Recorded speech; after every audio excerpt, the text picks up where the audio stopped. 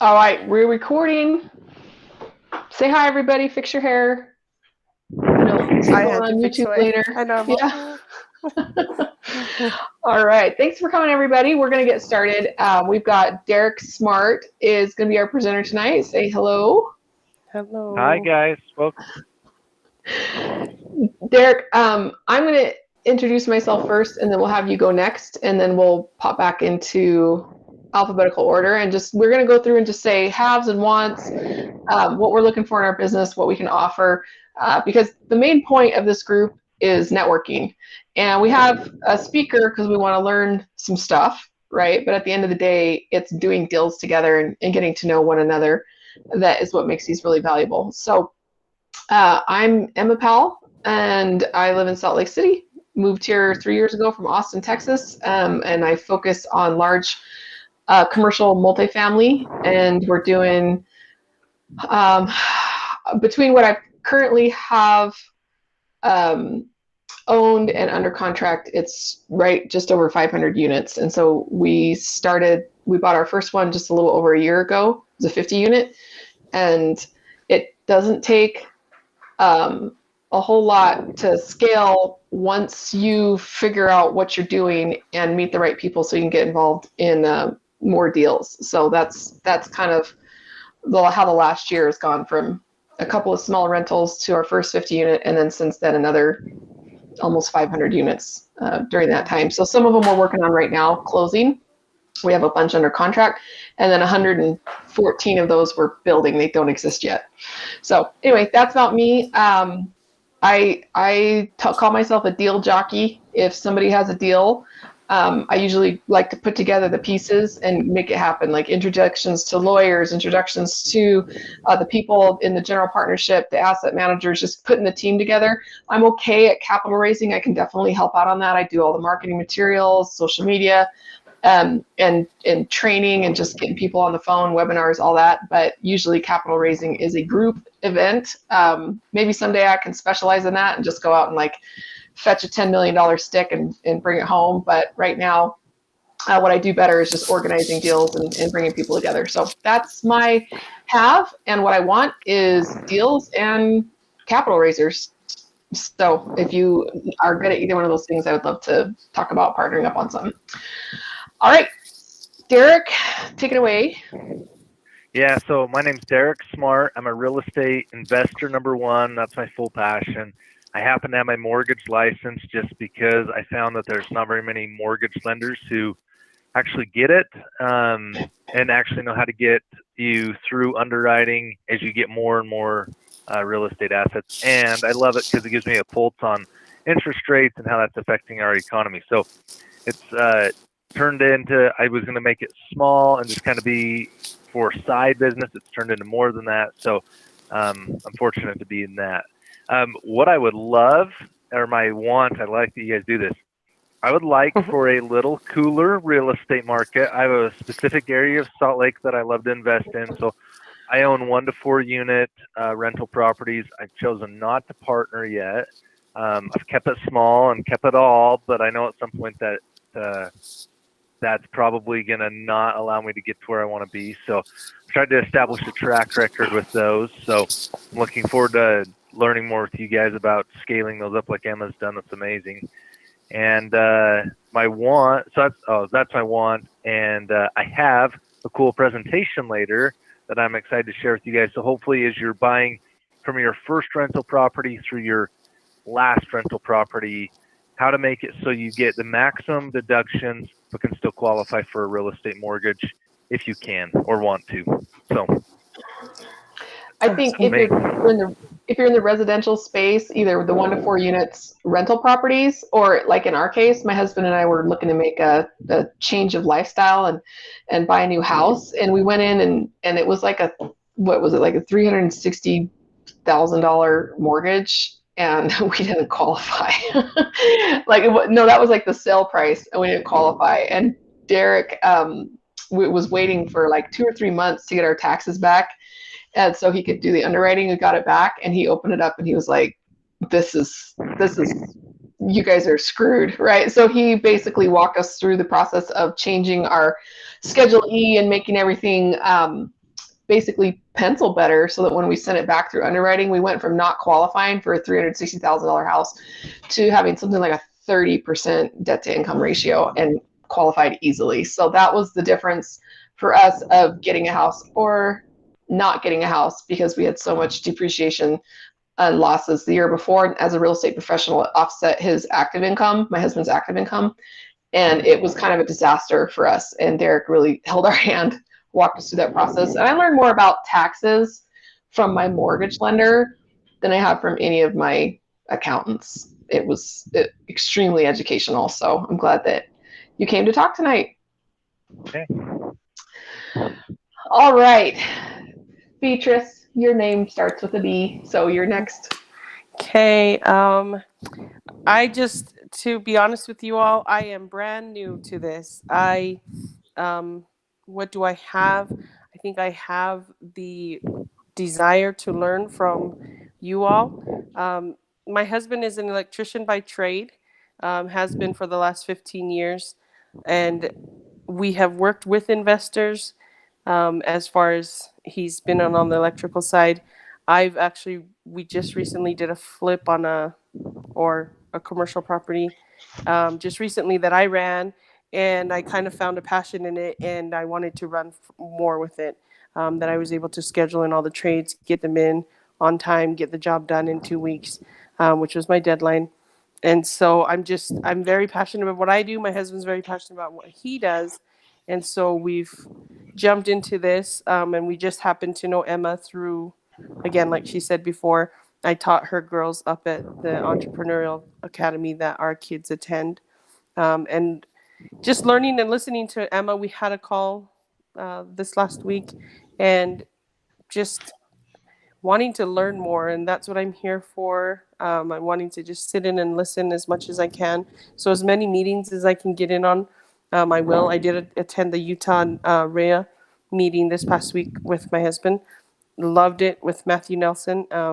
So again, just working on that networking part, like Emma said. So I know absolutely zero, but I would love to learn more and hopefully invest and get at least a flip this year's my goal. And who knows, go from there. So you've already done a commercial flip. That is not zero. That's a big deal. So, yes. Just take credit where it's due right there. Thank you. Thank you. And then this, I'll just plug this Entrepreneurial Academy a little bit. It's in Lehi, Utah. It caters to both on-site full-time kids, and it also has a homeschool program. So my kids get to go up there like once a week or once every other week. And they really focus on like a Montessori entrepreneurial background. I cannot tell you how many times, I would have to stop and count, how many times I've met people there or met people and their kids go to school there. Lots of entrepreneurs, lots of real estate investors will be there, and find out our kids go to the same little academy there. So it's great if you're in the area. Yes. And then I'm out of Eagle Mountain, Utah right now. So not too far. Thank you. All right, next we got Don up in Idaho. Hello. Yeah, so I'm Don Spafford. Like Emma said, I'm in Idaho Falls, Idaho, so not too far away. I was just in Salt Lake on last Tuesday, actually. So I'm, I guess I still consider myself a newbie in many regards, but I've been knowing about real estate for, I guess, about 10 years. My wife's been an agent for about 10 years, and worked with a lot of investors. 2017, we started investing, bought our first fourplex here nearby in Pocatello, and still in that today. About a year and a half later, bought two more fourplexes in Arkansas, and then kind of like how the thing works, the law of the first deal or something. That one thing leads to another, and you start meeting new people, and other opportunities come up, and because of that relationship with the agent with those fourplexes in Arkansas, that led me to an opportunity to flip some commercial land. So she kind of told me about it, and we got it under contract, and then I got to work to find a partner to bring the cash because it was more money I had available, and we had to close in 3 weeks. So I made just got to work making phone calls and getting hold of people, and found somebody that could bring the money, and we partnered on that to purchase it. And I planned to sell it a year later, but then that was during the time of COVID. We waited, so now we've got it for sale. about 3 times the purchase price. And then kind of through that same relationship, I got another lot. Actually, we closed on the lot about a week or maybe 2 weeks ago now. We're going to be building a small strip center there, like 6 or 7 units. That's projected to cash flow like pretty amazingly. Pretty much meeting my 5-year goal with that one deal if it goes through.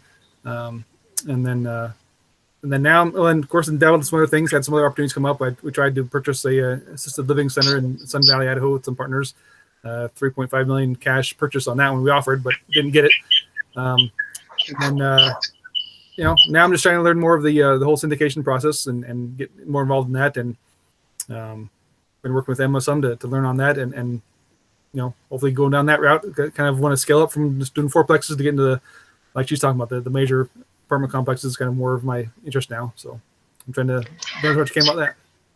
And I apologize for missing you when you were in town on Tuesday, and Beast, I missed you at the RIA on Thursday because I have COVID. It's not even that bad, but I just haven't been going out unless people have already had it. So we've got next Eloy. Can you guys hear me? Yep. Yeah, my name is Eloy Rotana. I'm out of Denver, Colorado, and my partner and I recently acquired our 3rd mobile home park in Central Florida. So that's mostly what I'm after is mobile home parks. At some point, we'd like to get into the apartment game as well, but we're starting, like most people, we start out small and we scale, right? So my lane is to raise capital, and I'm learning that process. So that's mostly what I do. Thank you, Eloy. We've got a couple of mobile home park leads. I want to talk to you about how to make them into more than just a lead. So let's connect afterwards. All right, next we got Jason Terry. There we go. Yeah, so Jason Terry, I'm in Layton, Utah. And I right now have a couple small single family rentals that I'm manage myself, and I am in the process of transitioning out of that. I bought my last property in November and got into a development deal, really small development deal in Columbus, Ohio at the end of last year. And so now my focus has been networking, finding people with capital, and now just trying to find the deal. So looking at pretty small deals just to kind of break into multifamily. So value add in the less than 50 range. So that's what I'm looking at. That's a lot of progress since I first met you. What, like 2 years? Has it been 2 years? Yeah, almost exactly 2 years ago. We met at the Utah RIA. So I've been following you along. I think you used to come to this meetup when we were still meeting in person before COVID, and yeah, that's awesome progress in that period of time. So congratulations. Thank you. All right, we've got Jenny, and then after that, Kenny. Okay, she says, sorry you got COVID. I'm on a remote desktop, so no mic. I gotta go over read what she says. I'm on a remote desktop, so no microphone. I am way more brand new than all of you in Salt Lake, Mill Creek. I own one rental, trying to get my architecture license, and would love to develop residential to sell someday. Need to learn a lot. Thank you.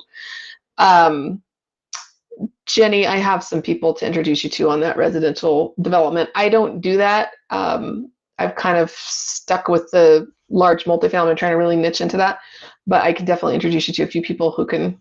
So just reach out, like shoot me an email after this, and I'll send an intro email.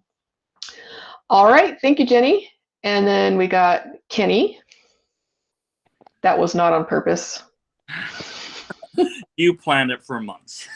No, I'm Kenny. I'm also in Salt Lake. I do have a little bit of experience in the house hack / single family home landlord kind of experience a number of years ago. Recently new into the multifamily, looking to connect with people and get my first deal under my belt.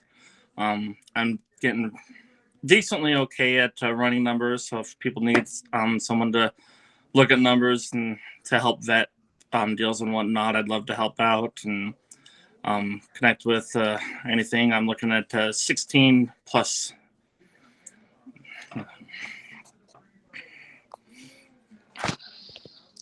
Thanks. Is it your birthday, Kenny? We got a happy birthday in the background. Sorry. My wife's birthday was earlier this week, so. Happy birthday. Thank you. All right, thank you, Kenny. We're gonna have Steve Garrett and my husband Troy Powell be bringing up the rear. All right, my name's Steve Garrett, coming to you live from the epicenter of free enterprise and liberty. I am looking to build $20,000 a month tax-free and passive income to secure my financial freedom. That's my first step. But the second thing I'd like to do is I call them Ender investments. They're basically investments for people that want to be hands-off. They don't want to do anything. They're old. Their biggest concern is not losing money and not paying any more taxes than they have to. If anybody knows some people that are into commercial real estate, is probably where I think the best fit for that would be. I'd kind of like to make a contact with some people like that, because I know some people that may want to trade or probably should trade out of what they have, and I'd like to help them with that. I'd love to get some more details on that, Steve, if you want to connect after. It's been a while since we talked. All right. All right. I would call on Troy, but I think he's probably just logged in to show some support for his wife, and he's probably watching TV. Troy, if you're here, say hello. Hi, I'm Troy. My give is a wife that's just killing it in real estate, and my want is also financial freedom from my wife. So with my wife, for my wife. Yeah, we heard that. You're breaking up. Yeah. Dude, you can keep that W-2. So I can have my wife back. Yeah. Take my ball and go find a new home. There you go. Troy and I just celebrated our 23rd wedding anniversary, and it's been a long 23 years. That's all I got to say about that. Congratulations. Thank you. Thanks for coming, honey. Appreciate it. So Troy and Derek, we got to work together a lot during that whole mortgage process. So I thought it would be fun if he came and learned kind of what Derek taught me during that process, because he's the one who signed all the papers. So, all right, Derek, take it away. We'll do probably you can do 7:30 to 8 o'clock range. Just depends on how much material you have. And you guys, do you want it to be open question and answer, interruptions, raise hands, or do you want to do a presentation and then take questions afterwards? No, I love when I have questions as we're going. I kind of want this to be classroom style, meaning I do have some specific information I want to show everyone. Ideally, what I'd like everyone to do, I should have said this at the beginning. Can everyone pull up their most recent tax return that you would have filed? If you can pull up your tax return, this will make a ton more sense. Because I'm going to actually pull up tax returns.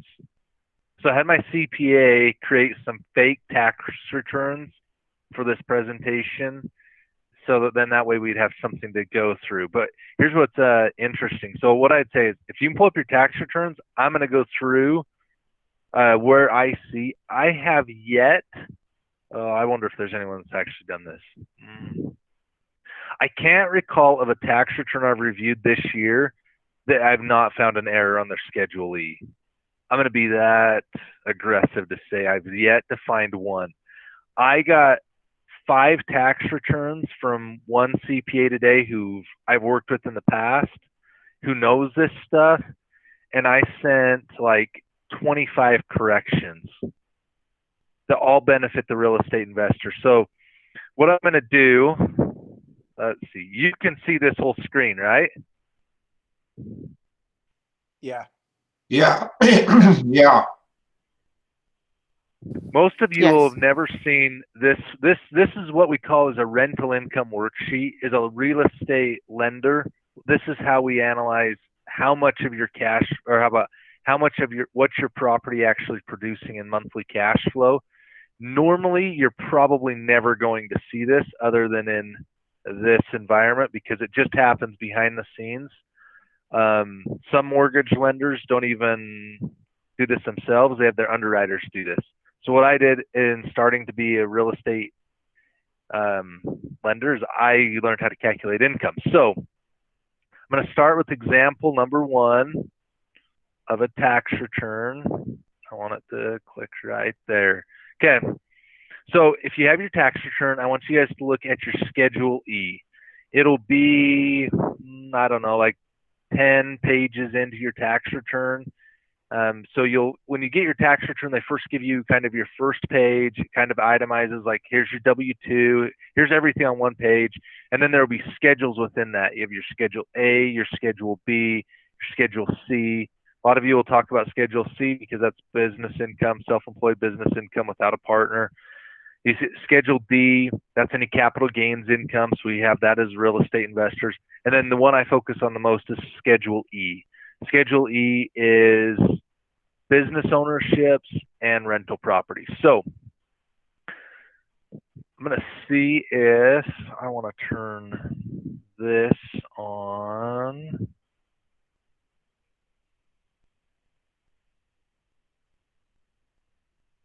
Okay, perfect. Okay, so this is what you're going to see. Normally, right up above here, this is where you list your property addresses. We just didn't have property addresses for this example. So 1B, this is where your CPA should itemize and classify what type of asset you're having. So if it's a single family residence, you should mark a number 1. If it's a multifamily residence, you should mark a number 2. If it's a vacational short-term rental, you should mark it as a number 3. Normally, in forest commercial, I do get land. I don't see a lot of royalties or self-rentals or others, and my clients don't have a lot of those. But what I generally see is a CPA will come in here and they will list these all as number 1. So that's where I'm going to say is important to classify them correctly. Number 2, nobody thinks about this, and most CPAs don't look at this, but fair rental days. And this means actually how many days of the year was this property rented versus personal days. So a lot of times, if somebody buys a new property in here, I would expect to see 365, 365, 365. That would mean that they had all their rental units in use the year prior. In this example, I asked him to exclude those because I got tax returns today that these were excluded. So we have no idea how many days these rental properties were even in use. So that goes into my calculations a lot. Personal days of use, also that's important when it's a vacation rental. So we're going to go into, these are areas that I focus on when I'm looking at tax returns, where I find errors that are going to affect you. And I'm going to show you guys how it actually affects you on here. So first Derek, off, I'm going to interrupt you for a second. Jump in. Steve Garrett has his hand raised. Oh, Steve, please speak up. Just interrupt me, Steve. I was just going to add something. The last property I bought with financing, that prior year I had bought 2 other properties, and my accountant had put down 365 that I had owned those the whole year. And the problem with that is I'd owned one of them about 11 months, but I'd owned the other one only about 20 days of that whole entire year. And so what happened is that kiboshed my debt to income ratio because I had such low income for the number of days that I owned it. And so I had to help the loan office. I used MacU. And I had to help them like figure this out. With some help from Intercap, by the way. And so that's one little tidbit. If you've bought properties, that number of days like makes a big difference. And I was really a huge difference. I see you smiling over there that they screwed that up, because I think the thing that was surprising about mine was that properties that I'd owned for 1, 2, or 3 years, I hadn't owned any of them less than a year, right? And on one of them they had 365 days, and the other they had 0 days. Like, it was all over the map. It was like they just threw random numbers on it, like they weren't even paying attention. I couldn't believe it when you started pointing it out. Yeah, it's crazy. And nobody thinks, like, when they're getting their tax return to look at this. So, like, those fair rental days matter, because as you see, all I did is I inputted my depreciation. Schedule E, line 18. I mean, literally, I just come in here and I'm like, oh, there's my depreciation. There's my real estate property taxes. Here's my mortgage interest paid to my lender. Here's my insurance. Neither of the CPA included insurance. I guarantee that if you've got a mortgage on a property, you're paying property insurance. So what happens is you come in here, and if it's not on there, I can't use it. And then on here, I come down to what's my monthly payment. Let's say the monthly payment on this property is, $1,500 a month. That's PITI. That's principal, interest, taxes, insurance, and HOA. This should be it all. Let's see if we can get this to. So what Steve was alluding to is, if this was in 1 month so let's say this was in fair rental days, 30 days of the year, that'd be 1 month. Holy cow, it makes it look like this property is generating $20,000 a month in rental income. Really what this one was is it should have been divided out over 2. So what happens is these investors, I mean, they think, well, here, I made $30,000. Actually, I know this amount. See, I made 30 grand divided by 12. So they're thinking, I'm making all this cash flow. That's about $2,500 a month in rent is what they're making on this property. And look at the lender. I'm assuming, and I'm saying here in this example, you're only making $300 a month on that property. And they're like, well, I'm making a lot more than that. And I'm like, that's because you've got your HOA payments you've got to pay of $8,000 a year. And let's see, is there anything else? Nope, that's all they've got. So what I encourage people to do when you sit down with your CPA is I encourage you to make sure that they categorize all the expenses possible in these categories where I'm going to back them in, because otherwise they get lost. So like this, let's say he paid $1,000 in insurance on this property. Well, I get to back that in, and then I don't have to, I get to make it look like you're actually making the money that you are. Here's another example, okay? Let's go here, and I'm going to add another one. I'm going to go to this example. Yeah. So the depreciation, from my understanding, gets added back into our income for qualification purposes. Now, are you saying that insurance, if it's shown differently, isn't an expense on the property? What are you saying that it should happen with insurance? So I'm gonna do this one right here. So I'm gonna do property A on this new tax return. I'm gonna go through and I'm gonna calculate it real quick, and I'm gonna walk you through, because I know what the payment is on this property because it's a more recent one. Depreciation on this property is $59,000 and some change. Property taxes were $48.99. We are looking at mortgage interest of $18,356. Insurance was $1,084, and there wasn't anything else. This property actually had a total mortgage payment that was like $2,700. So what happens is a mortgage lender is going to know what your insurance amount is, because what you're going to do is you're going to give your mortgage lender your monthly payment, and your monthly payment is going to include taxes and insurance. If it doesn't, they will require you to give those documentations included in, so they can calculate them. They won't take what you're reporting on your taxes for that. So what you want to do is you want those items listed here so you can back them in. So when the lender says your principal, interest, taxes, and insurance payments, $2,700 on this property, that way you're actually making $3,700 a month in this example. So if your CPA left out that insurance, well, now your monthly income on that property decreased to $928. If he missed up on my days that was in use, so instead of it being 12 months in use, if he marks me as 6 months in use, it really helps me. Honestly, like, that's one thing. If you lower that amount, it helps your income look better. But then you don't get there's some technicalities with that. So what I generally say is make sure that number's right. Make sure you get the full 12 months if you've gone through the year. And then you'll notice on this one, 0 repairs were here. So almost this tax return, I really like this one. So property A is a multifamily property. The expenses on this property, almost every one of them are categorized so the lender can back them all in. This is a really good one. The only thing I can't back in of expenses is the $63 in account in advertising and the $18.51 in utilities and whatever they listed on statement 1, which I don't remember what was on statement 1. But what I'm saying is that real estate investor is going to have a really easy time qualifying and using that income to qualify.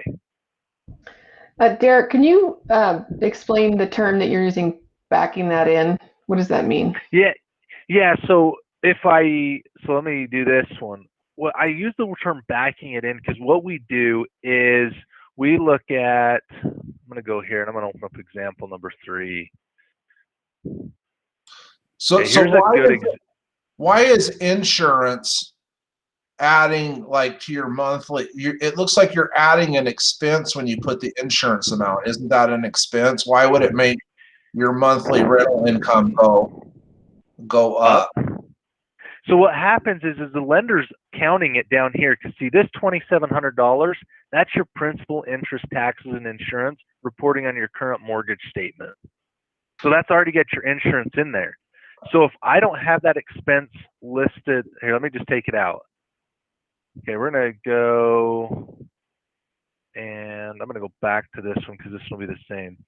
So what happens is if the CPA forgets to add it here, that $1,000, but you're really paying it in that $2,700 a month mortgage, you're basically double. You're getting the lender's penalizing you because it's on your monthly payment. And so what they do, the reason why we back things back in is we're trying to put the things back in that we're already including in the current monthly payment reported on your mortgage statement. So anything that's related to the mortgage statement, I'm going to count that expense there. So I shouldn't have to double count it against you is what I'm trying to say. Does that make sense, Steve? So it's basically crediting you for that you're showing in the payment. Is that what you're saying? Yeah. Okay. Yeah, because you're already getting it expensed in the payment. And so what you want to do is you want to see in these examples, you want to see that they're giving you that backed in. Because otherwise, if we don't back it in here, if I don't put any of these back in, well, then what it makes it look like is if I just take that last number, see, you claimed a loss of $39,000 on this property. So if I don't have any, and then I go in and I say, you're losing $39,000 plus you're paying a mortgage payment on it. So I'm like, really, you're losing, let's see, what is that a month?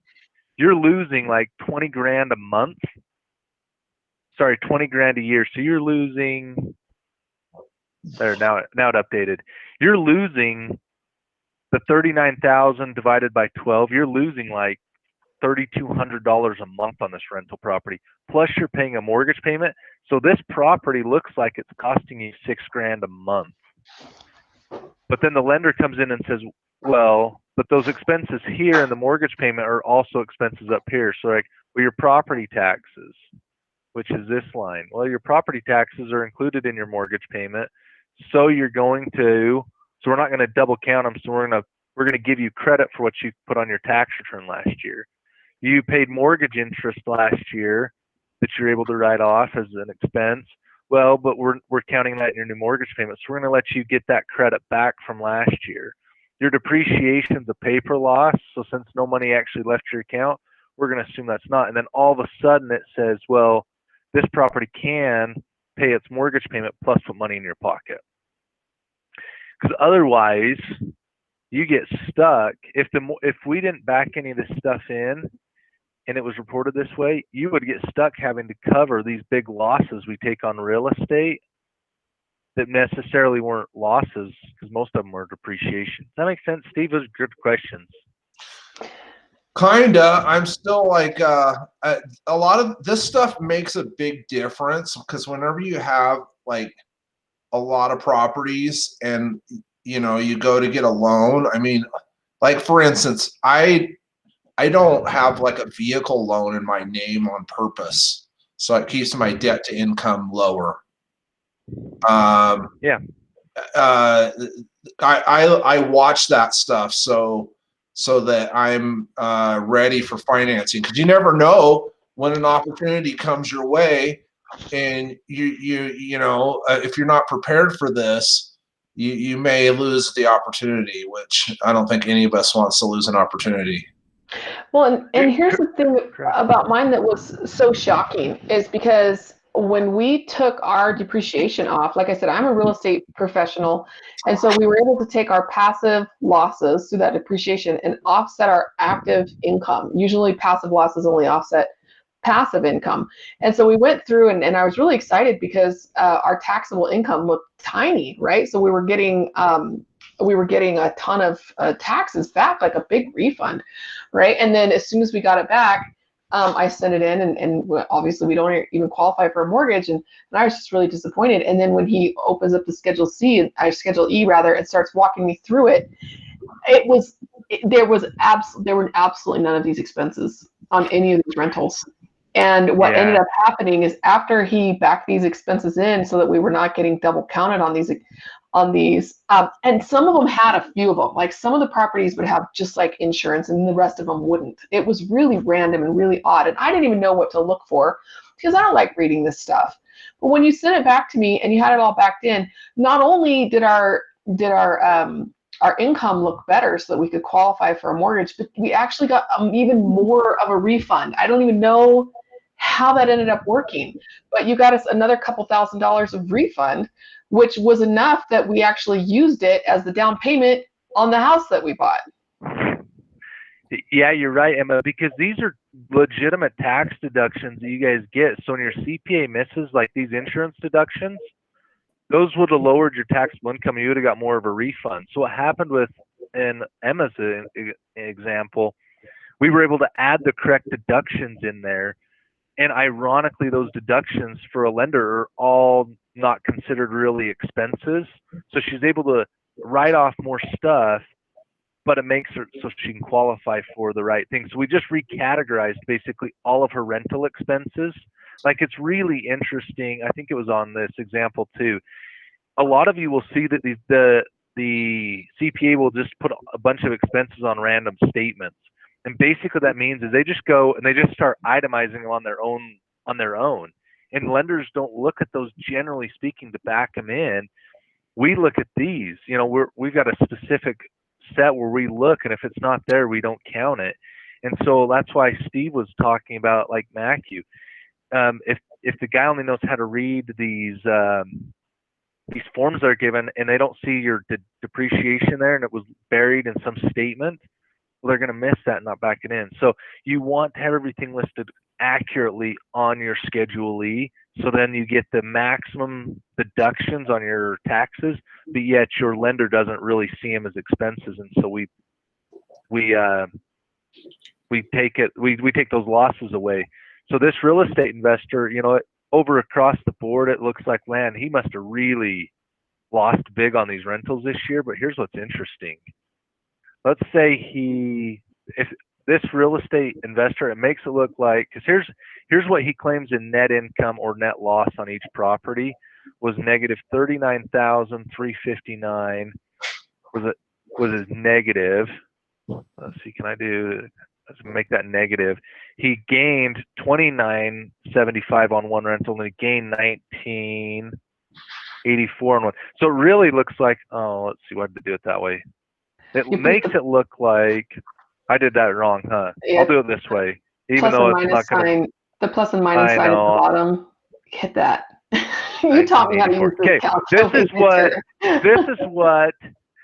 This investor on paper lost $34,000 this year. But did he really take a loss of that? No, if you add the depreciation back in above, he actually. So why do we add the depreciation in? Because that doesn't count against a law, like for loan purposes, right? It doesn't. Well, and it's a paper loss on paper. No, this investor didn't write a $59,000 check. Yeah, it's a cash flow. It's different from cash flow. Yeah. So look, this investor really made 43, 40, 52, 30. This real estate investor actually made $34,000 this year on those 3 rental properties. But to the IRS, he lost, what was it, like $34,000?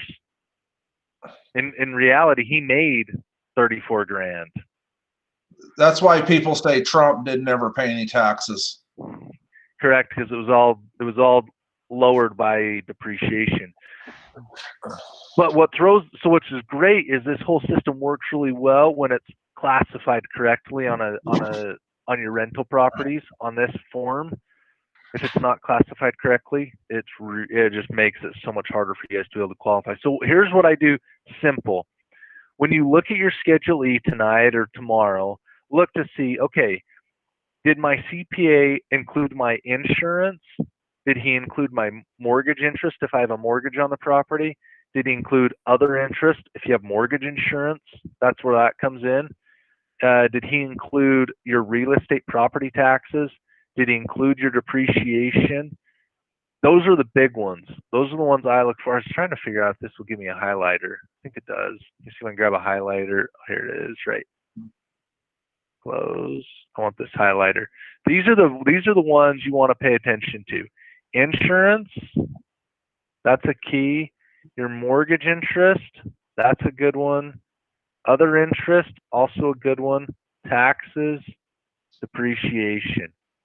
Those expenses, we assume you're going to have, and we're going to doc you for them. You're either going to pay them in a mortgage payment, or we're going to get the information that shows what they're actually being paid. But if they're listed here, I back them in. So like there it was listed. Here it's listed. Taxes, and then your depreciation. So on depreciation on a $350,000 house, are you seeing about 8 or 9 grand a year on depreciation? Is that usually kind of a standard number?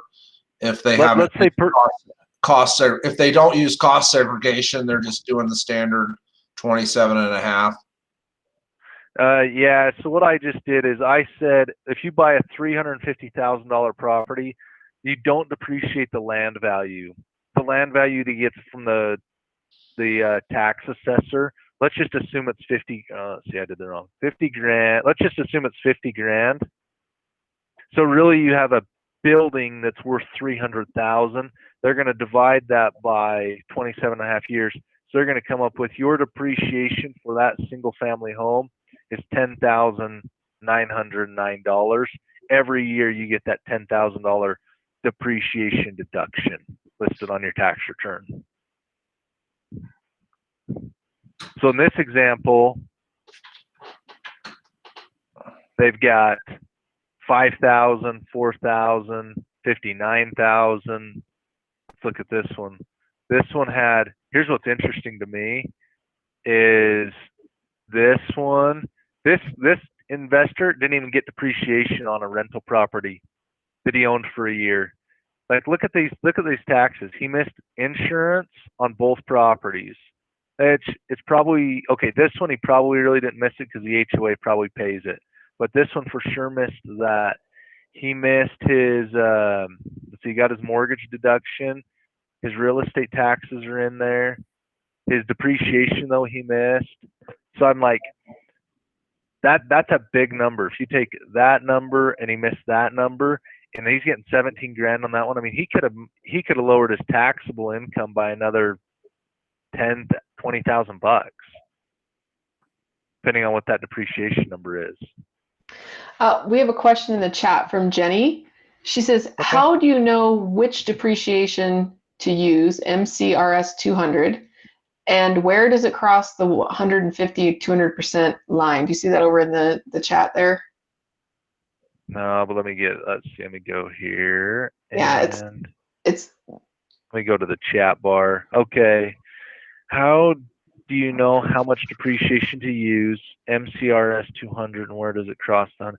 So what I do is you've got to establish what your land value and building value are. I'm going to be honest, I've never heard of MCRS 200, Jenny.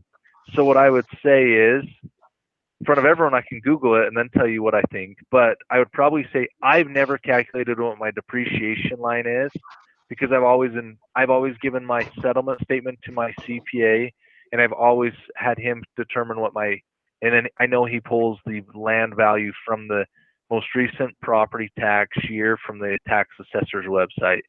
So I know that's where he pulls that from. And so I would say for depreciation, that's what I'm doing. Emma, do you recognize those MCRS forms or that she's referring to? No, I haven't heard of that. Jenny, do you want to type in what that is? The depreciation that we use, we'll get a cost segregation study either from an accountant or a cost segregation specialist, and that's where they go in and they do a more rapid depreciation on parts of the building that wear out faster, like your carpet is depreciated over, say, 2 years versus your roof, which is a 30-year roof, or maybe you only have 5 years left on your roof. And they'll just go in there and they just take everything in there and give it its own depreciation schedule, and they will factor the depreciation for me, and then I give that report to my CPA, because we do cost segregation studies on almost all of our properties. I haven't done them on my small rentals because there aren't really enough of them to justify the expense of running the study. So on those, we're just using the straight line depreciation. And I don't know what that is. My CPA figures that out. But the shocking thing was on my last, not on the last one that Derek and I just redid, but on the one previous to that, there wasn't depreciation on a couple of different properties. They just didn't even bother calculating it. Yeah, it happens more times. So, and that's what I was going to say here. I know this was a cost seg study. That's why they had a $59,000 deduction here versus $4,000 or $5,000. This is just it's a multifamily, but it's not a large multifamily. I mean, they're picking up 60 grand in rents, 59,000-ish in rents a year.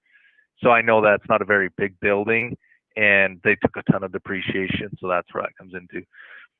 So what depreciation do you get to take after you've done the cost seg study, like per year?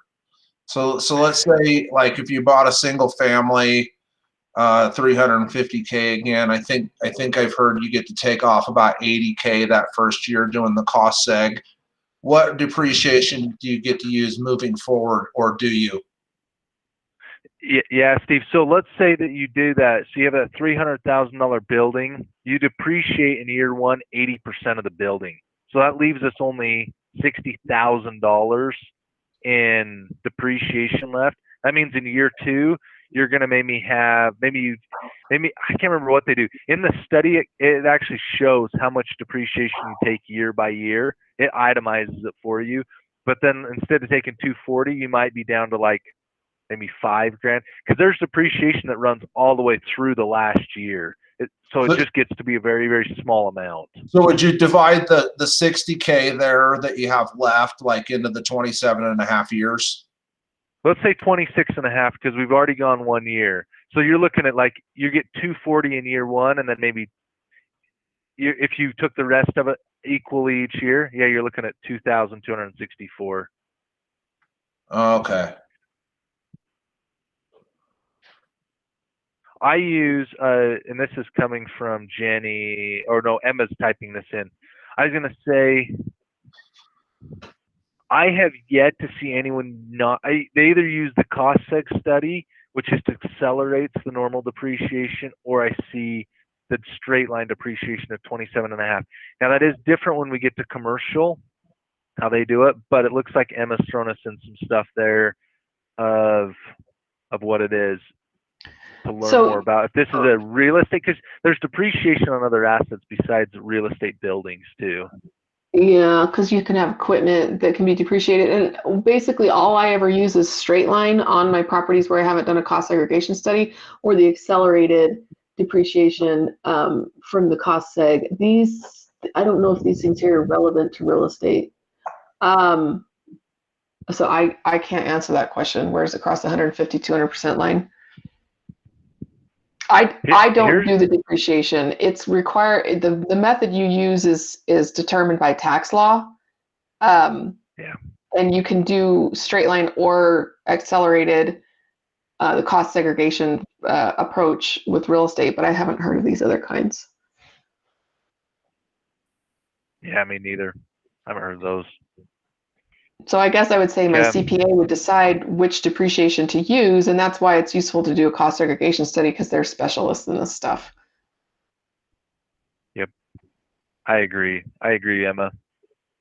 And we're up to 9 rental units in the residential, like single family, duplex, triplex stuff. We have 9 units of those, and they're about at the point where it makes sense to get a cost seg study done on them all, because they're kind of all in the same area. So at a certain point, we will go do that, and we'll get more depreciation doing it that way. It's just, like I said, there's kind of a tipping point for when it doesn't make sense to do that financially.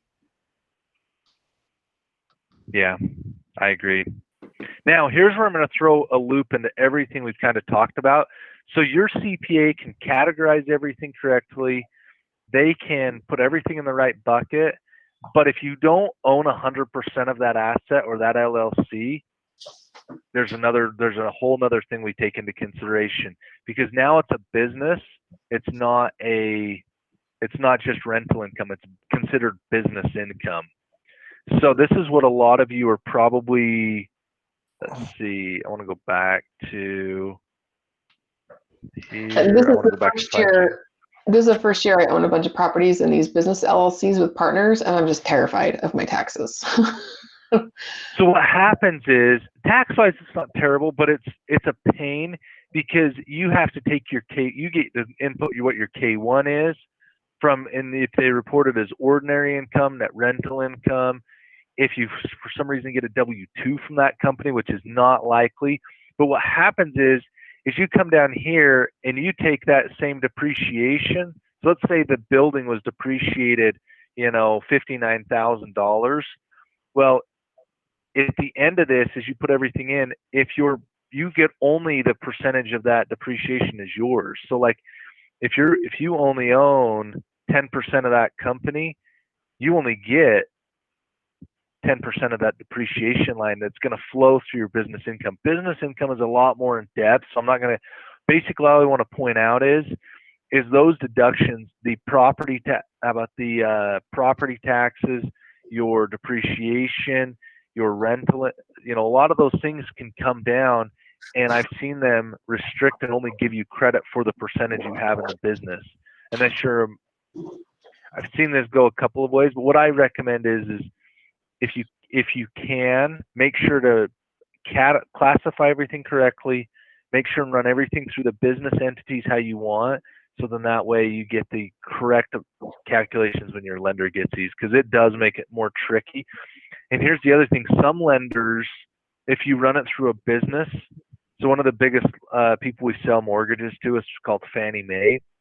Fannie Mae, if you collect rental income from a business and you don't own 100% of that business, even if it cash flows after it covers that payment, you don't get that extra income. It's considered they only let you offset your mortgage payment. You don't get the extra benefit. So what I advise is if it's husband and wife that are doing these, unless you really got a high liability or your attorney wants them to be multi-member LLCs, it can make it nice not to run them through multi-member LLC, so you get that extra cash flow of whatever these properties are producing versus just offsetting their mortgage payments on the subject property. So did that that probably just flew over everyone's head. So I'm going to repeat is, if you have your rental income split between spouses, this is where I see this affect the most. Split between spouses, so each of you own 50% of the company. If it comes through that way, I can only offset that mortgage payment, which means I can only, if there's more income than what covers the payment, I don't give you credit for that. There's one lender that still lets us, but that I'm seeing them get more strict on rental calculations. So not all states allow single member LLCs. And so a lot of states require at least 2 members. So you have to have, and in some states, the other member can't be a spouse. So it really depends on what state you're incorporated in. And your attorney can help you figure that out, because a lot of times how you structure these entities has massive effects on your taxes. And so getting those set up with an attorney for the maximum amount of liability protection, asset protection, and privacy sometimes doesn't really do you any favors on the taxes. And so consulting with a tax attorney before you do any of your structures on these more complicated, larger deals is really important to get that way in, because you're trying to balance taxes and asset protection. Some things don't really go together very well. So you have to sometimes pick and choose. And again, it's very heavily state dependent. Yes, that's true. That's true. So Derek, what I've heard, like they want to do, so if you say, like, say I have a property that where my payment on it is $1,500 a month, and I'm getting $1,750 a month in rents. Now I've heard where they only give me 75% credit on the 1,700. When do they do the 75% versus, or if you've owned it like over a year, do they give you full credit on the full lease, or when does the 25% versus like full credit happen, or is there? Yeah, good question, Steve. So you're right. If your property is not reported on your Schedule E, which means you bought it and you haven't filed a tax return since then we go off the lease agreement and we give you 75% of that, whatever it leased for. So let me throw in your example here, because this will be, because we actually have here's the form. So what you do is you say, if you're collecting $1,750 on a property, they're going to assume 25% for vacancy, maintenance, management, all that. And they're going to only give you, let's see, what did you say our payment was? $1,500? Okay, so they're going to say you negatively cash flow $187.50 a month. Because even if it's professionally managed, or even if you self-manage. But after we've had it a year, we get we go off the lease. Sorry, we never go off the lease, really, because we go off the lease and we'll take 75%. We'll give you 75% of the leased amount, like I was showing right here, if it doesn't report on taxes. If it does report on taxes, I'm going to use what you reported on your taxes, and I'm going to come back in here, and let's see, you make, we're just going to make up some scenarios. This will be great. This is good. So we got a $1,500 a month payment. Yeah, do this hypothetical now that with the difference between owners. Okay, let's say you collect $21,000 in rent.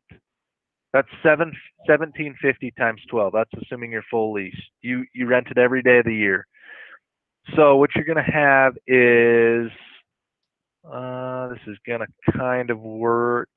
I got to reverse this because this is how these are made. So what I'm going to do is I'm going to assume, okay, you have to pay property taxes every year. How much did you have to pay in property taxes, Steve? Just say $2,500 a year. Go $750 a year on insurance.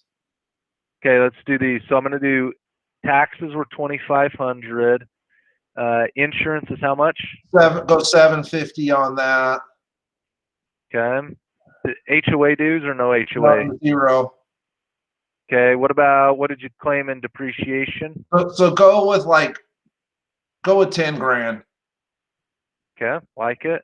I 10. missed a number. Yeah, I got you. Okay. I need mortgage interest. How much mortgage interest did you pay on this property in the last calendar year? So go with, on a property like that, what would you pay if so 15, 18 grand? What would that would be like 14.5 a year in interest. Okay. And then I think that would you're probably paying down about $3,500 a year or $4,000 a year or something like that on it. I like it. Okay. So what it said, here's what we've told our thing is, now I got to come up here and I'm going to say, okay, of the $21,000 we made in rent, we deducted $10,000 in depreciation. We deducted $2,500 in taxes. We deducted $14,500 in mortgage interest.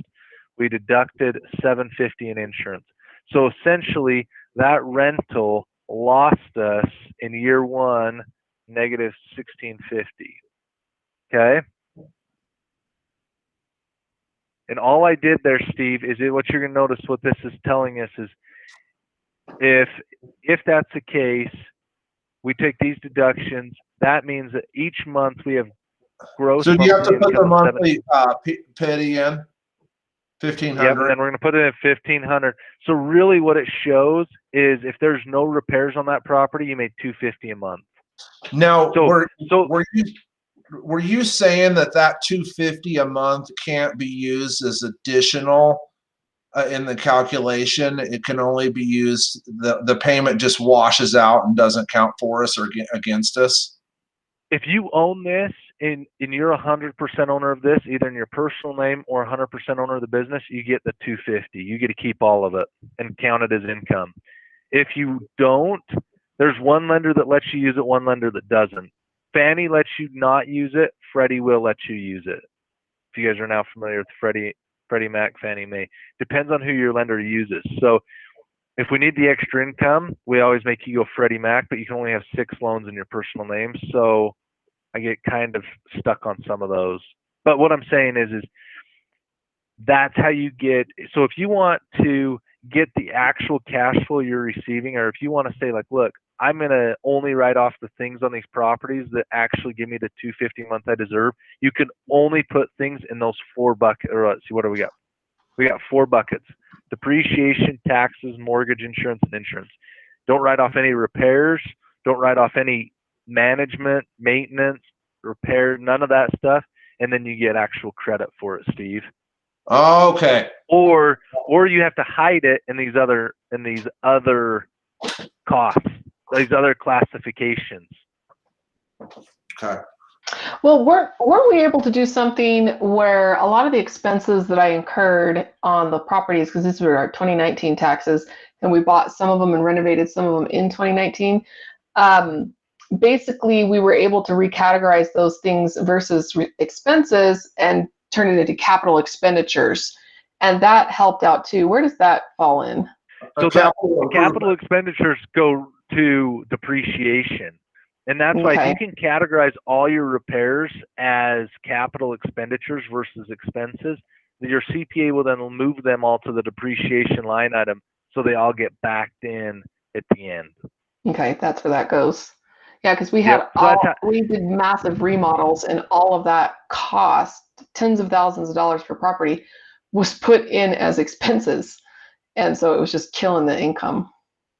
Yeah, and it does. It kills that income. Which that's the thing. Nobody ever told me this. I kind of stumbled upon this after just playing with it as a mortgage lender. And I was like, oh my gosh, if people just recategorized their expenses or made sure they were categorized correctly, it would make it a lot easier for them to qualify versus not.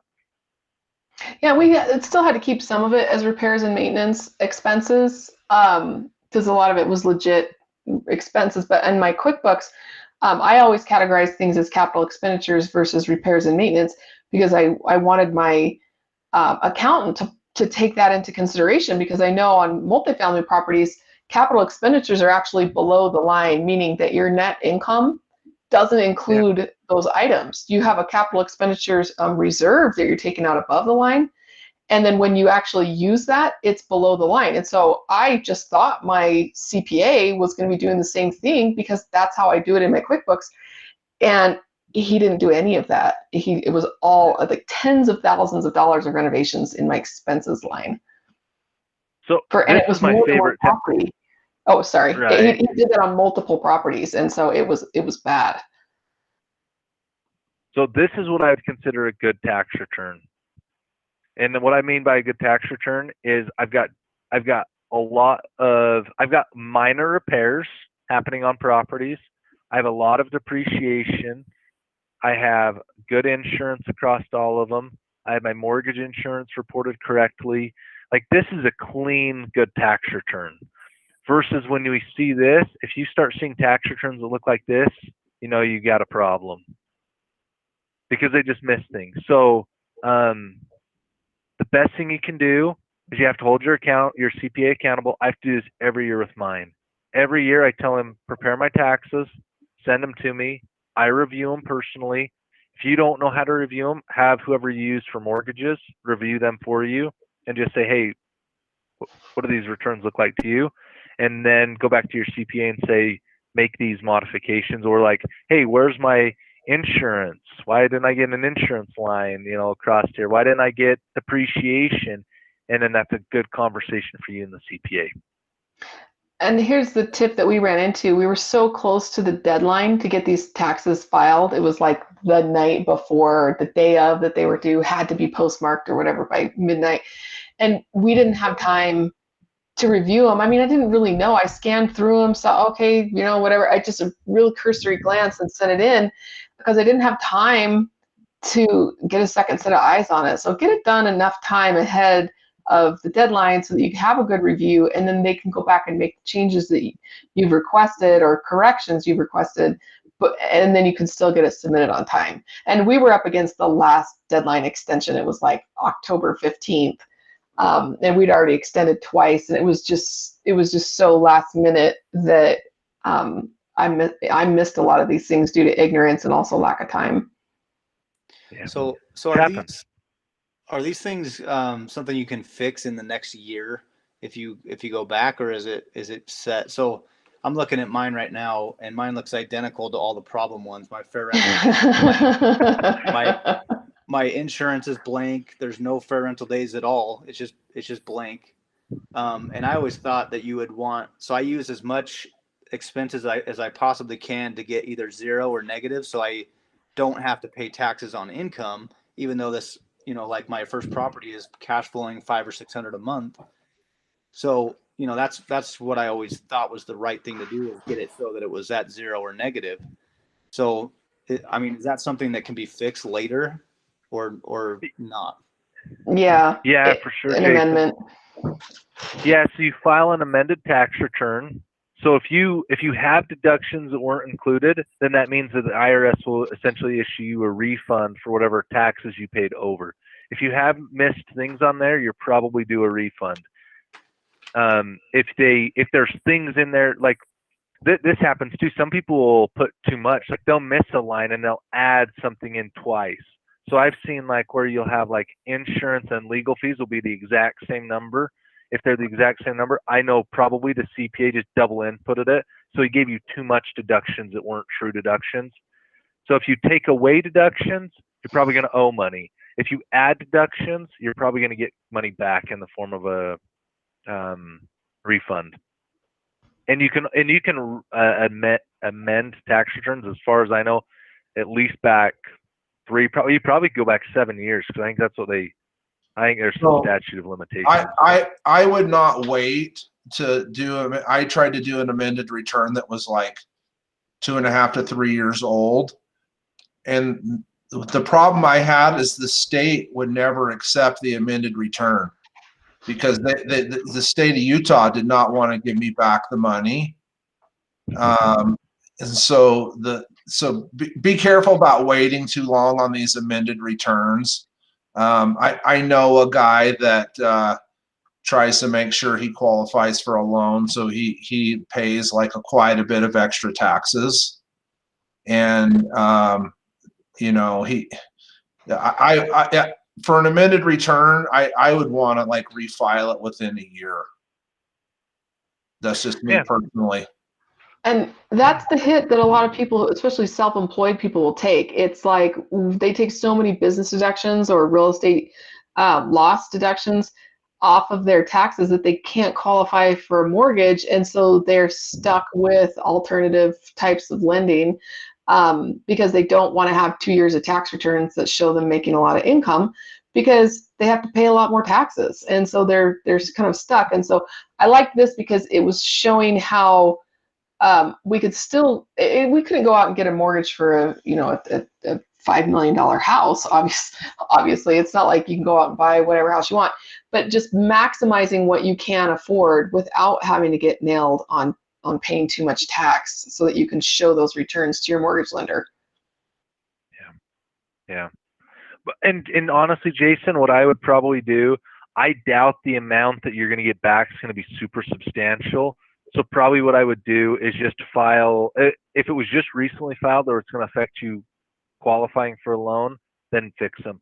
If not, you can ask them or calculate how much it would be, how much money you'd actually get back in their amendment to make sure it's worth, because you want to get back, you either want it to help you qualify for a mortgage, or you want to get more money back than it costs to amend the return.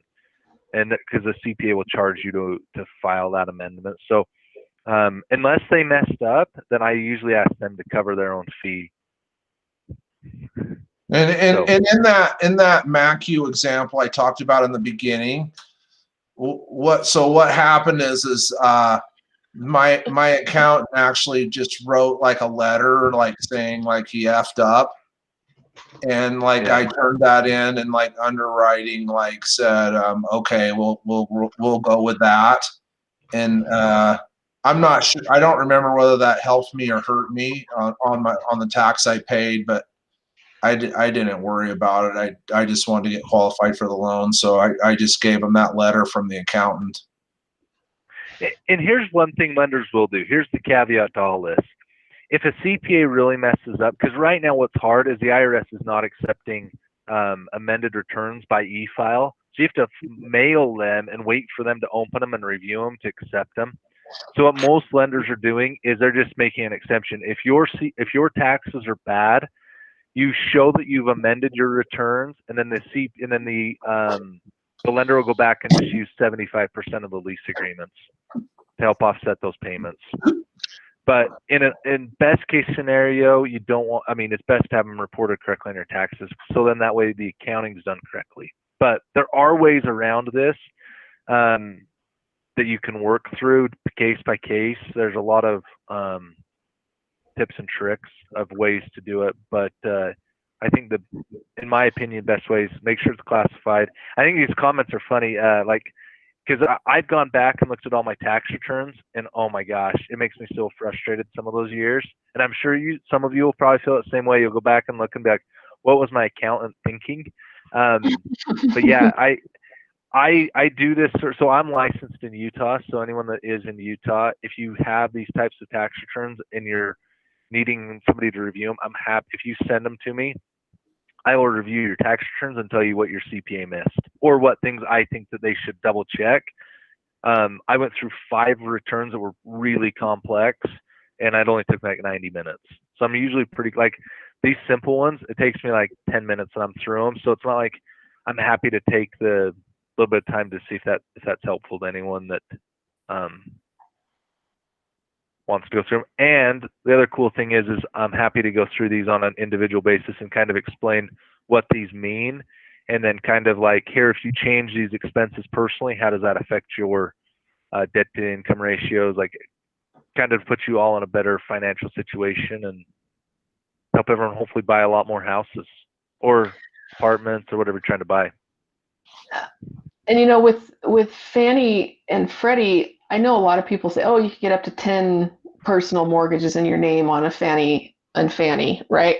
But most people I know can still only get 2 or 3, because once they get a couple of rentals, they no longer qualify anymore. And so if you want to maximize all 10 that you can get, or all 6 on under Freddie, then this is the way to do it. Because once you can't get mortgages in your personal name anymore, there are alternatives with seller financing or asset-based lending. There are alternatives, but you're always going to get better rates on the ones in your personal name. And so you can maximize, make sure you get the total amount of loans allowed, and don't let these rentals make it so that you no longer qualify for as many as you can get, especially if you're a single family investor and you're really looking to scale in single family. Get all these that you can possibly get, better rates.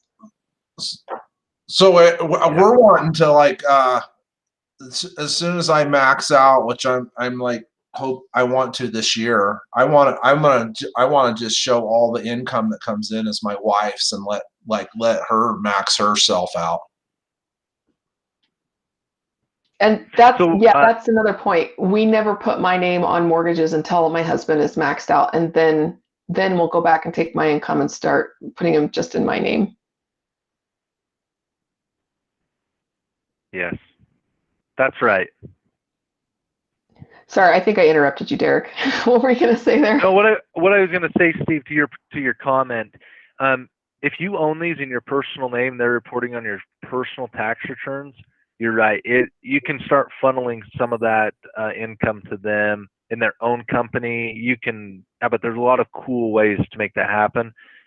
I agree with Emma. Try and max out those 10. Here's what actually just happened this month. About 2 weeks ago, it might not be full 2 weeks ago. Fannie Mae and Freddie Mac, who buy all these mortgages that we're doing from all lenders, like most of the time, unless these lenders are all getting sold there, they recently announced that they're only going to accept 7% of their loan volume. New loan volume can only be for second homes or investment properties. Oh, so wow. 93% of their loans, the loan amounts have to be owner occupied. Like, I think probably the biggest lenders are probably like maybe Rocket or maybe Quicken Loans is probably a big lender. Those are the ones that are getting metered, if you will, right now. So we do anticipate that affecting real estate investors. You know, I had some people quoting loans in like the 3s, and now we're locking in the 4s. So I think it will be really interesting how that plays to our market. Because it's happening. We don't know exactly where it's going to go, how it's going to fall. Basically, lenders won't know that they can't sell those loans to Fannie and Freddie until they go to sell them. So a lot of lenders are a little hesitant to lend to to real estate investors. So if you get that, I know all lenders aren't going to be that, but it is a good time to look at some options of where you're going to be able to send those if you've got deals in the process. So have you seen a basis point premium on investment stuff that you hadn't been seeing already? Yeah, I bet you I think everything went up 1 percentage rate pretty much within a 100 basis points? Yeah. Wow. I think it'll, and here's what's hard though, is we've had rates also. We've got the 10-year treasury that just broke through some new levels. So we follow, if treasuries go up, rates are going to go up. And they broke some ceilings, so they're on their way up. So they're pulling rates up with them. We actually had an alert to lock loans today for anyone that's active and was like getting ready to close. So we do see that so owner occupied rates did, but then we also saw with our investors, they're getting hit hard because lenders are padding their rates. I'm going to say the word padding, because what happens is they don't want to have to keep these low interest rate loans on their balance sheets because they can't sell them to anyone. So what they're trying to do is they're trying to inch up those interest rates because they want to, if they're going to have to keep those loans on their balance sheets, they're going to want to collect a better interest rate than 3% that Fannie and Freddie were buying. So, which Fannie and Freddie, their whole demand was all this stimulus money that got printed, they were buying mortgages with it. So a lot of, I don't know how much of the $1 trillion went toward buying our mortgages, but they bought a lot of mortgages last year to keep rates low. So they did make the comment though, Fannie and Freddie want to get to the point of lending to owner occupied. So that's why they're starting to meter our investors. So at least on the 1 to 4 unit. So I had been seeing a 50 to 75 basis points premium on investment property generally. Are you saying it's a full point now over owner occupied? Or, I bet by the end of the year, I bet investors are paying 5% at the end of the year. I bet you it trends that high that quick. I mean, I'm doing a loan for a fourplex right now, and this is so I normally quote rates without an origination fee, without buy down. Like, this is your rate without paying for that rate. And I saw, oh man, I wish I had this memorized, because we locked at 4.125 on a fourplex, and that felt like really good. But that was cost. I think his interest rate with no cost was like 4.5 on a fourplex. Now is that called a par quote? Yeah. So your par quote, no origination, no buy down. That's what you're referring to as a par quote, right? Yeah, that's our par. And also rates are different right now on refis versus purchases. I mean, there's a lot of weird movement that's happened in last year. So it's an interesting time to be. But I think what it'll honestly do, because I'm seeing this now, is I'm telling people, like, hey, I would start to run your numbers based off a higher interest rate. And if the deal makes sense, great. It might be better, but I'm kind of telling people, plan for a higher interest rate than you originally were. Those that aren't in touch with the lender and just kind of think, oh, I'm running my numbers off 3.5 to 4%, I think you're going to be in for a sweet surprise when they get under contract, and then they're like, oh, my rate's what? Or I have to pay how much to get that rate now? Mm-hmm. I think that will be a little sticker shock. So I think some of those people will choose to back out. So hopefully it leaves a buying opportunity for our first-time home buyers, who I think will gobble that up first. Yeah, I wrote down everyone's from around Utah, Denver, Idaho. Everyone's in hot markets that I wrote down. So I think our market will stay strong. I was in a presentation day in economic forecast, and they were saying we think the economy will stay strong because a lot of those people still want to buy, but we're going to see less probably investor loans in the next year than we saw last year for sure. I think some headwinds is actually a good thing for us, because anything that can kind of just slow, like this going nuts. I know it seems like it feels awesome right now, but I'd rather have some cooling off and some leveling. The other thing that was brought up in our economic forecast is with the $5.3 trillion that were printed, they do think that pushed we don't see a large economic downturn in the next couple of years. That basically kicked the can down the road to see what happens. So they are anticipating, like, my new builds are still strong on new builds. So gave a lot of builder confidence still to keep going. So it will be interesting though. So go ahead, Emma. I did see Jody had his hand up briefly. Jody, did you still have a question? You put it down pretty quick, so. No, you resolved it, so we're good. Okay. I do have a question, Derek. I'm going to spring this on you. I should have asked you in advance, but since we focus on passive investing in this group, a lot of us are owning rental homes because that's fairly passive. But if we're looking at someone who's truly passive, limited partner, they really don't have any control over the product. They don't have any voting decisions. It's just straight up passive income. One thing I see a lot of times is that you'll have someone investing, maybe a high net worth, high income earner, and the non-working spouse will often become the real estate professional. So they'll be spending a certain amount of hours per year managing these rentals, significantly impacting it. And it's tough because I see them doing this all the time, but they're limited partners in deals, and so they're taking these passive losses against the active income, but they're not really real estate professionals because you have to be significantly involved in the management. And so that's one thing I say to look out for. If you're truly limited partner and you really are not affecting the management of the actual properties, it's really important to talk to your CPA about how this affects you. And how much of the benefits you can get off of the depreciation in that situation.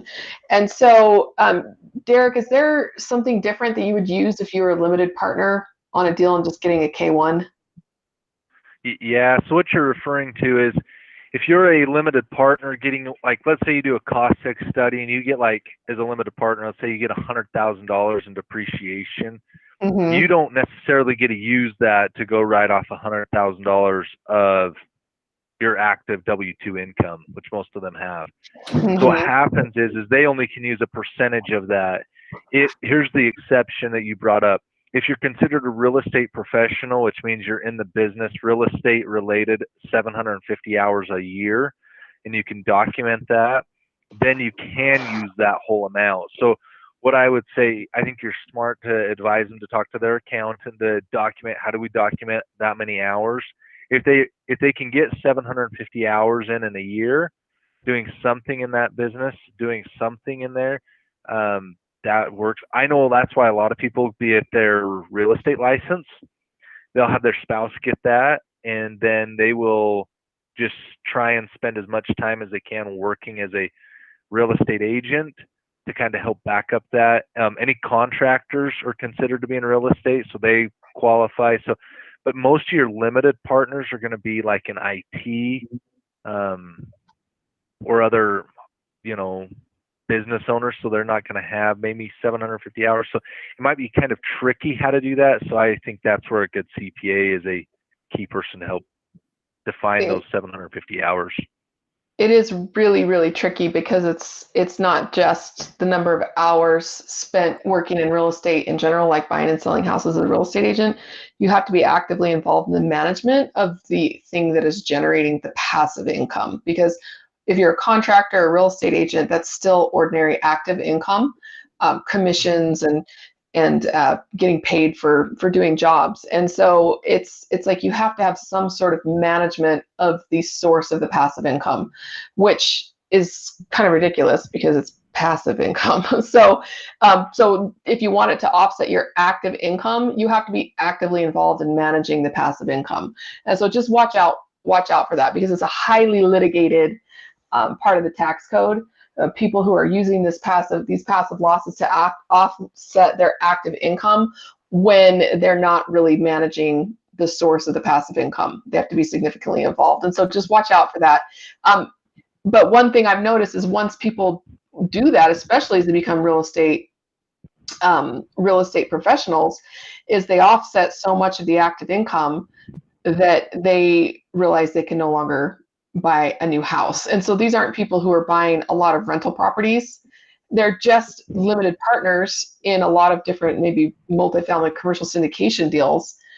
And they're using all of that to offset the W-2 income, and then they can't buy a house. And then you hear from it later, like, hey, we can't qualify for a mortgage because we used all this passive income. And so it's interesting to see, like, I wonder for those couples who are using that strategy, does this Schedule E come into play where they can actually go in and show some of the expenses on the syndication that they're in, or that's only? So I've worked on these. So this is a really specific scenario. So basically, if you're a limited partner, you get a K1. So you don't itemize. You don't see this in a K1. Like when you're a K1 owner, it just lists. It'll be like one owner. It'll say like you're the name of the company and how much money you brought in from your K1. What I see that's really good, and some of my other, I'm going to call them syndicators, people putting these together, is their accountant, when they issue them a K1, will itemize how much of that big loss they're giving them is depreciation.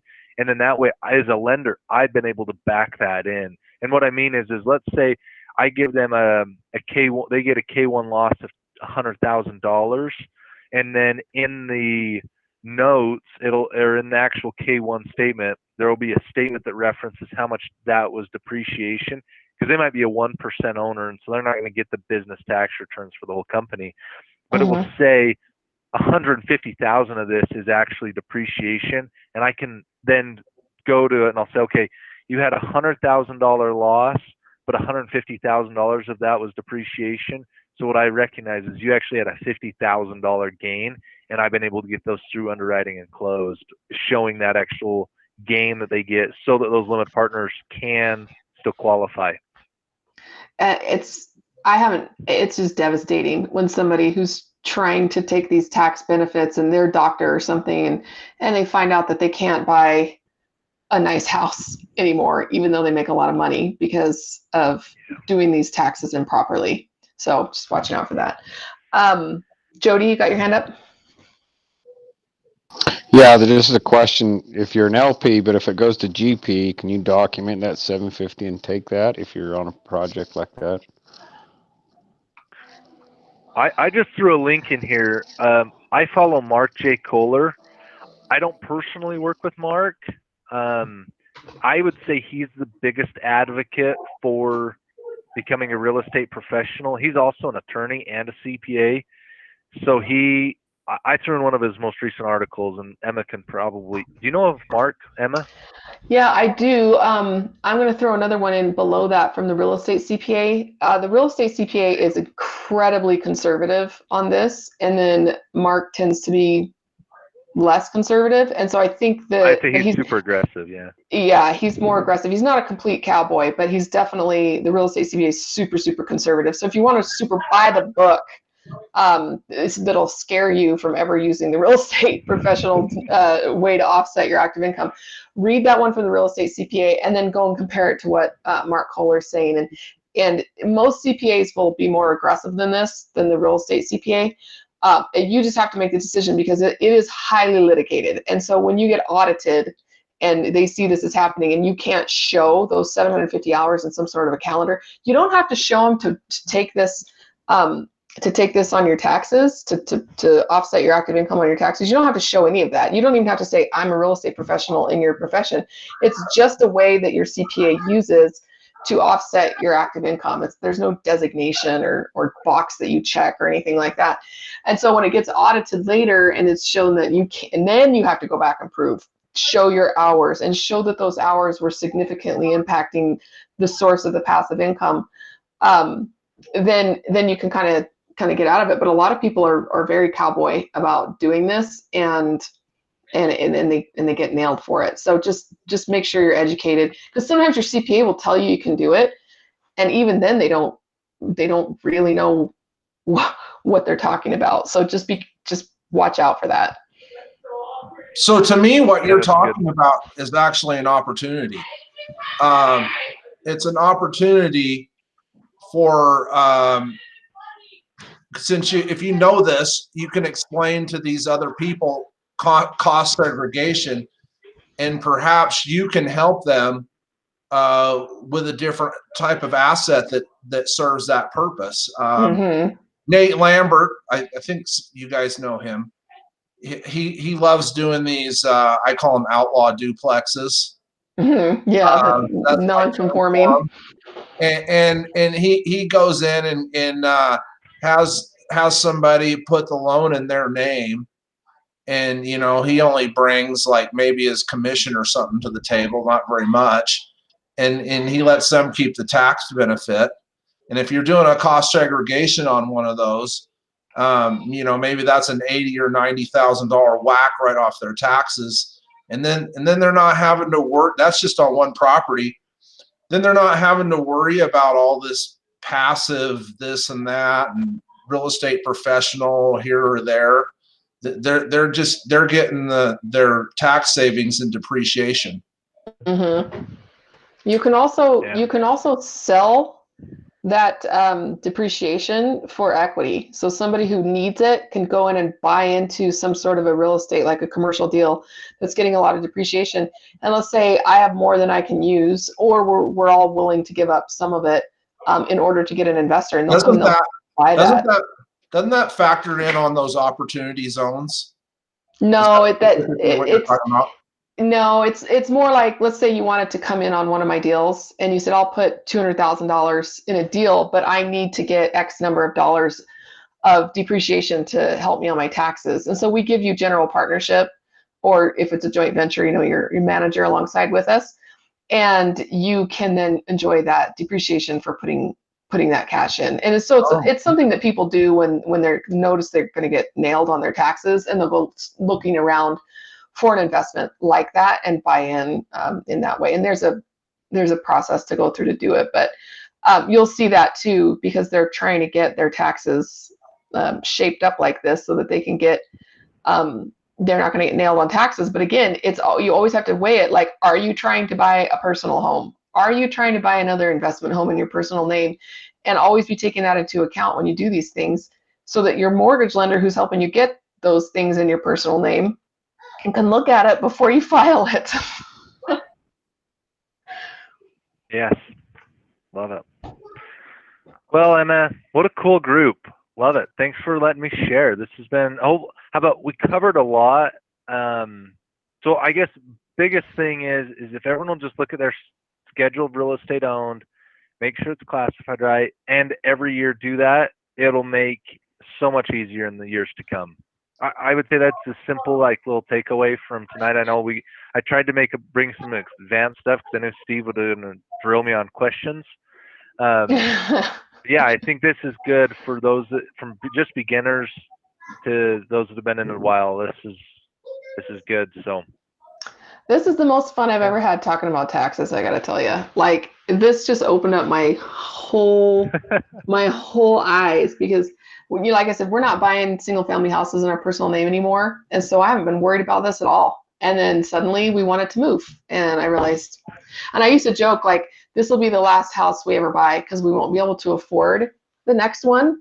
Because I thought we could qualify for this one, and then you're looking at it and it was so bad that we couldn't qualify. So, well, this is it. I mean, we're never gonna be able to buy another house again. And so I guarantee when we're ready to move again, because I like to move a lot, right? You're gonna be looking at this pretty much every year until we get like the final destination, which might not ever happen. Well, good. Well, I've got an appointment I'm supposed to jump off and run to, but I wanted to say thank you. Reach out to me here. I'll drop my email address again, and ericapplending.com, and here's my cell phone number, because that is the best way. Or you all know Emma, and you can say, what was that lender's guy's name? And I'm sure she'll be kind enough to at least share it with you. And yeah, might be help. Let me know. We really appreciate it. Like I said, this made a big, big, big difference in our lives this year. So I appreciate you doing that for us, and so grateful that you can share it. Well, good. Okay. Well, thanks, guys. You guys have a good night. I'm going to jump off and run to my 8:15. All right. Awesome. Have a good night. See you guys. All right. Thanks, everybody, for coming. I'm going to turn off the recording, and I will have this posted on YouTube and in our passive investing Facebook group in the next couple of days. And I will see you next month. We're having Ryan McKenna, and he went from being a passive investor as a limited partner only to quitting his high-paying job in only 3 years. And so he's going to tell the story of how he was able to quit his job, and then he turned into an active apartment syndicator. He now owns like 5,000 units because after he quit his job, he was like, well, let's go buy some more apartments. So it's a pretty compelling story, and he will be our speaker next month, and I hope to see you all back. Awesome. Thank you. Thank you so much. See you next month.